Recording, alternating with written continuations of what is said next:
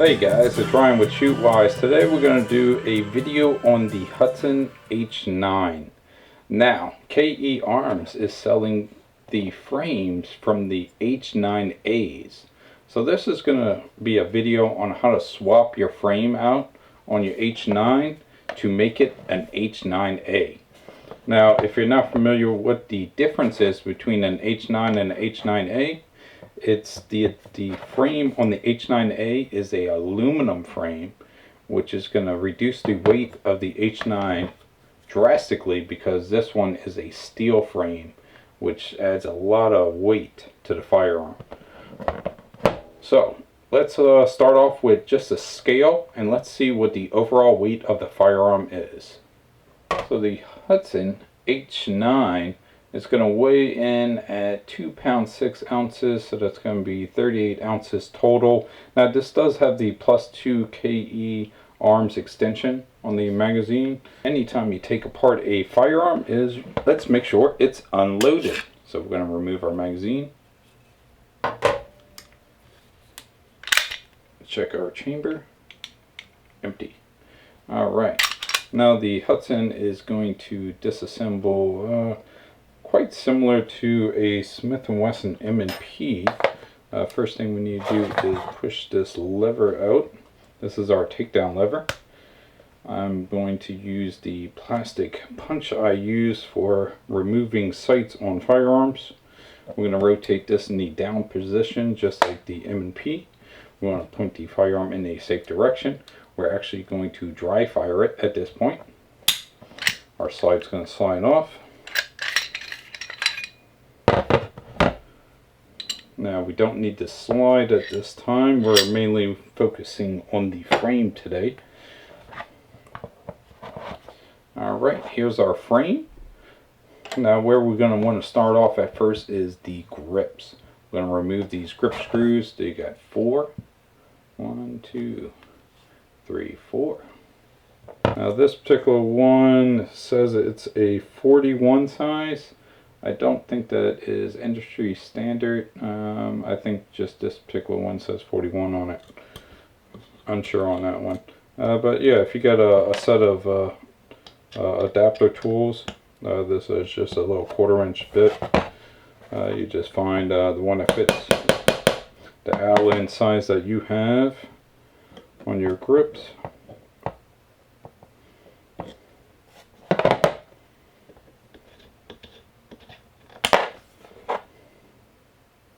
So like this one, it's not really coming off easily. It's just very easy to just screw it back in a little bit, wiggle your tool, and it's going to come out. And then put it back in, rotate the screw all the way out.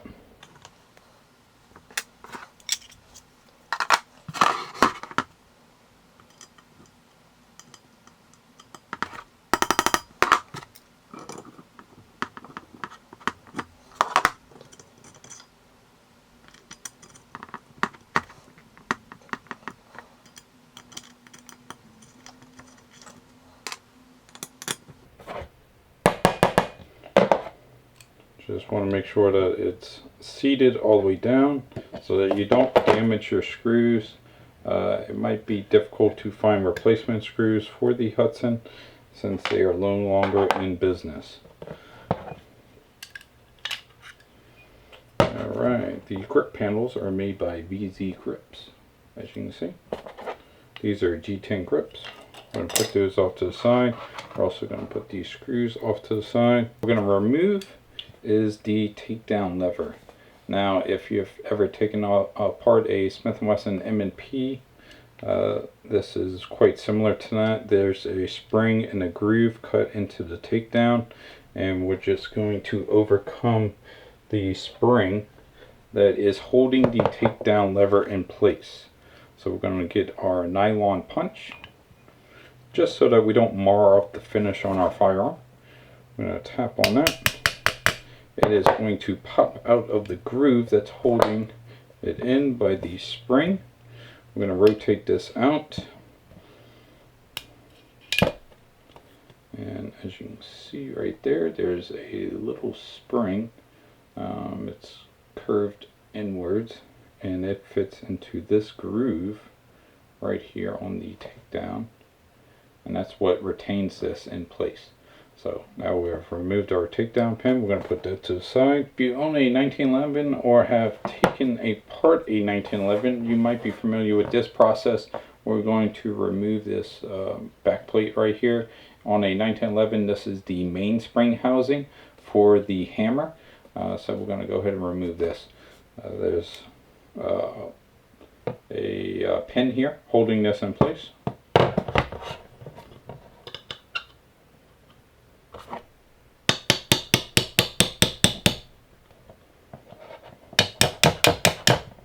It's not in there real tight like on a 1911. There's a pin that holds that in place that pushes down from the hammer spring, so it's a lot more difficult on that.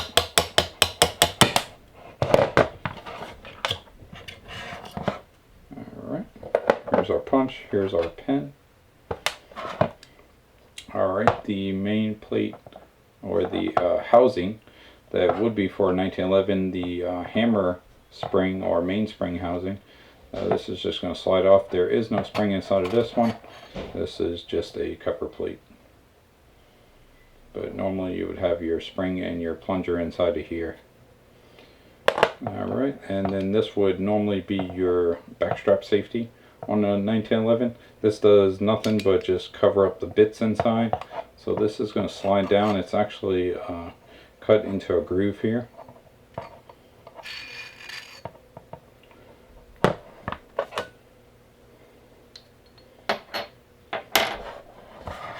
Another part that's very similar to a 1911 is our trigger and sear spring. This one is just sitting on top of there, so we're just gonna wiggle this out. Pops out. There's an L shape here that sits in this groove to hold that in place. Alright, this is going to be the most difficult part of this frame exchange. Is we're going to remove the safety delete that's on here. This particular one does not have the manual safety.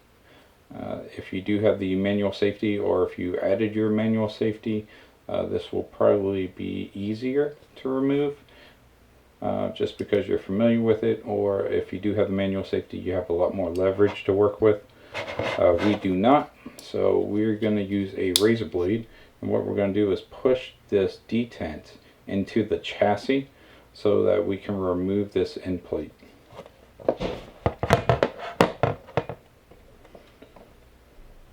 I find the razor blade is the easiest solution for this, so that you don't damage the finish of your firearm. You have your razor blade in between the detent and the end plate here. You're going to want to rotate this end plate upwards. You can take a screwdriver or your pick, rotate that up like so. We can remove our razor blade. You can see the detent better now since this rotated upwards. And now we're going to remove this plate out the left side of the firearm. I find it easy just to grab your screwdriver, and you're going to get behind there and just rotate upwards, and it's going to pop straight up. A very small part. It's keyed. Let's see if we can get a better view of this.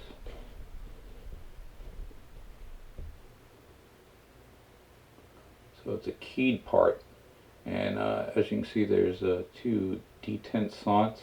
This is the one that we had to use the razor blade to get the detent to relieve out of this plug, and this is where we lifted it up at. So rotate it out like this, and as you can see, it's keyed in there, and that's how we were able to get it out. Not the swiftest or simplest solution to this, but this is what we were dealt with. Next step will be to remove the rest of the safety delete on here, and this is going to slide out the right side of the firearm. Now we do have to move the sear out the way. Punch here, What we're going to do is actually push it downwards, where the sear actually comes up, and we're pushing on the back side of the sear. And the safety delete will fall right out. Alright, this is the real fun part. This is where the actual chassis is going to be removed from the frame. So we're going to lift up on the front of the slide lugs. Now when you lift up, back here it's looped underneath. So you're going to lift up and then rotate out. So lift up, and then you're going to do a little wiggle, and it's going to come out this way. So this is actual firearm, and this is that spring that retains your takedown lever. Now we have our actuating spring or main spring of the slide. We're going to just lift that straight up, put that off to the side. Now the remaining bits that we have is the magazine release and the actual trigger itself. This is also going to be very similar if you owned or have taken apart a 1911. We're going to need a nice trusty screwdriver. In this case we have a Brownells screwdriver. This is a number 4 from them, and this fits excellently in this screw right here. I'm going to put that in there. We're also going to need to put some slight pressure on the opposite side of the magazine. So we're going to act like we're removing the magazine, but we're going to hold it in that position. Then we're going to rotate the screw.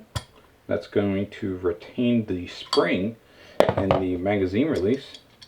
And this whole housing is going to be removed on the side with the screw. I'm going to put that to the side. Now the trigger and trigger bar will be able to be removed. We're just going to push back and lift straight up.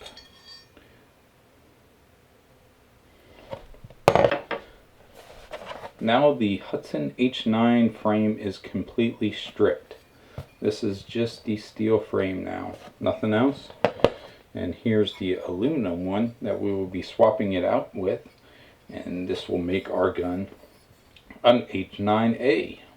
Now let's go ahead and weigh them and see what the difference is. Let's go ahead and weigh the steel frame first. Here's our steel frame of the Hudson H9. That is weighing in at 10 ounces, and the H9A frame is weighing in at 4 ounces. First thing we're going to install is the trigger. I'm going to just loop that in, just like that. The magazine release, we're going to need our trusty screwdriver again. Now there is like a little tip on the end. We're going to have to loop that in. You might have to rotate it at this position, slide that in, and then rotate it back. We're going to slide our magazine release to this point here where it's slightly sticking outwards so that we can rotate our retaining spring back into place. We're going to put our screwdriver in here. We're going to rotate downwards, and then it's going to click into place. And now our magazine release is properly installed. Alright, now we're going to install the chassis into the new frame. Here's our mainspring. We're going to install that into position. We're going to take our chassis, get it into this back notch here, wiggle that into place, drop down slowly. Something to keep in mind is this little lever right here. You want to make sure that's in the upward position. So you can take your punch, push that up, drop that down, and you want to make sure that it is on the opposite side of the trigger transfer bar. So we're going to go ahead and get our trusty punch, and we're going to push this sear on the back side to rotate it up so we can slide in our safety delete.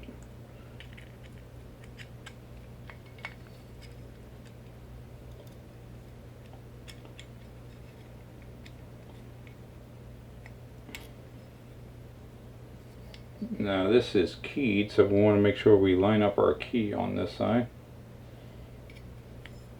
and then push it the rest of the way. Alright, we're going to put our safety delete cap on top. We want to make sure that it's in the up position. We're going to get our pick.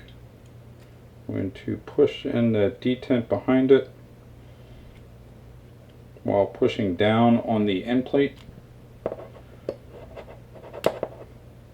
Okay, that's going to snap into this position here. Now we can get our screwdriver and we're going to rotate it downwards, kind of like rotating a manual safety. And that is going to lock in our safety delete. We're going to install our springs. This is going to drop on top of our sear and our trigger bar. It's going to drop in just like so, and that's going to lock into this groove that's cut into the frame. We're going to slide our back strap on, or our beaver tail. It's going to slide straight up. And then our rear back plate, slide that all the way up. Now we want to make sure we get this lined up, this hole, so we can slide our pin in to hold it in place.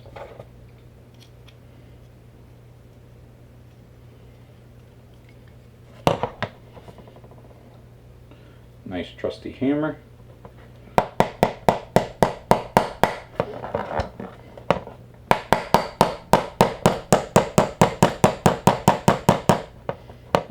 I always like to use a brass hammer. It doesn't damage the finish like a steel hammer would. Now we're going to finish driving this pin home with the nylon punch. Nylon also won't damage the finish on this. Alright, now that's all the way in. Install our takedown lever. There is a notch right here. We want to make sure that we have that facing the rear of the firearm when we install this. This is going to depress that spring that holds this in. So we're going to have this in the upward position. Press that forward. We're going to rotate this. It's going to start depressing that spring. I'm going to slide in. I might have to wiggle it a little bit to get it to seat to the other side. And you're going to hear a click like that, and that is the spring jumping into that notch that holds or retains this takedown lever in position. Now we're going to install the VZ grips.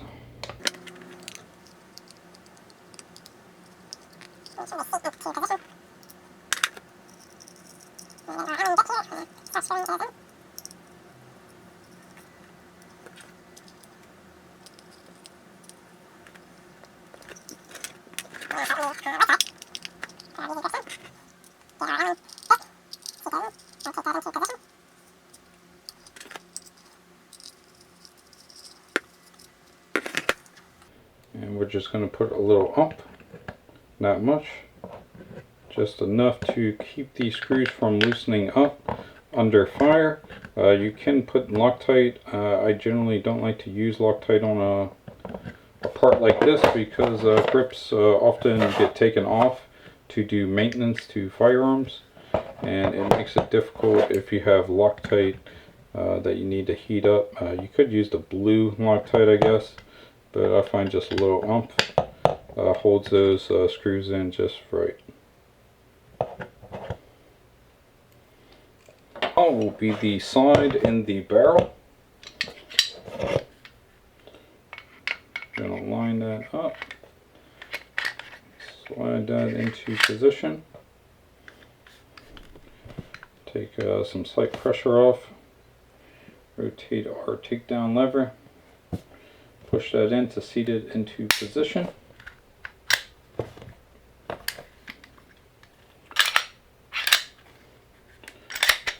Slide stop works.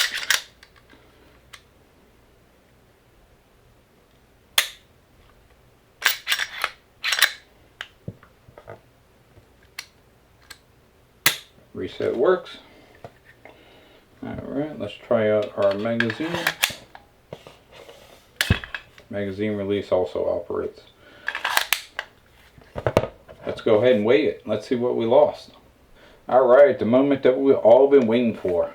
How much does the Hudson H9A weigh? Alright, after reducing some weight,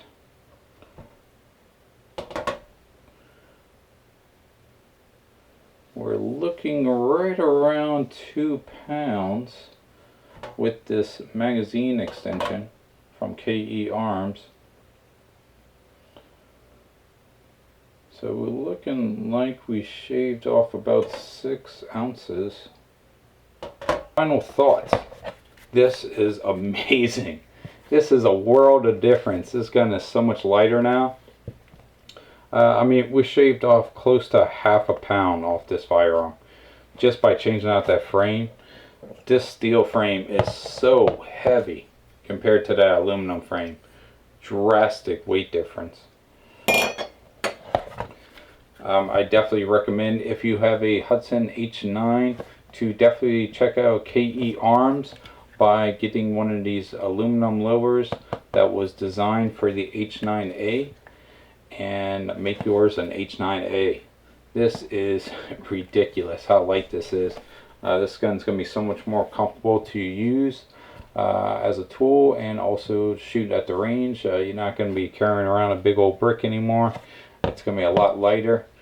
And that's all we got for today, guys. Like us on Facebook, follow us on Instagram, subscribe to us on YouTube. And that's all.